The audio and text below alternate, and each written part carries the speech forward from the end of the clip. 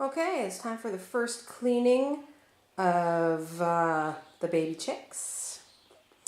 Here's my little guys in here. Their box is getting to be quite icky, so it's time. Now, here's our biggest chick who just got his band on and indeed still has it on. That's Mama's baby. Looks good, and especially I'm looking for poopy butts, and there's no poop on there.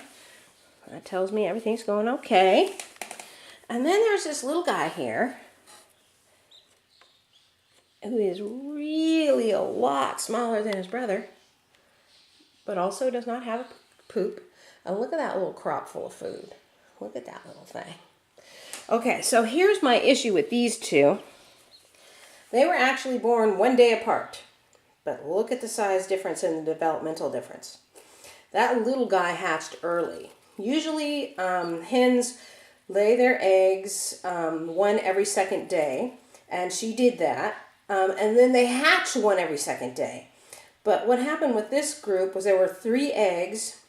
The first chick hatched the first day, and the second and third chick both hatched on the second day.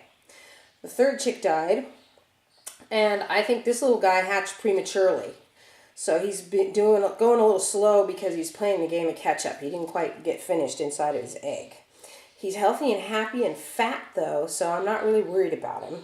I'm just going to give him all the time he needs, and I'm pretty sure Mama will too. So their parents are both white-based birds, so there's no way they could be anything but white-based birds. Their parents are both Spangles, so they could be a single-factor Spangle like both of their parents. They could be a double-factor Spangle,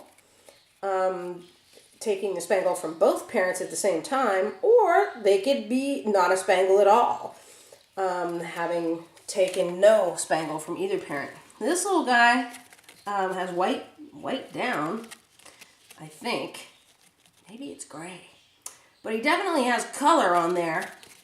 I think I see a little yellow, and Mama's a yellow face, so if there's any yellow at all here, it's going to be the yellow face gene, not a yellow-based bird.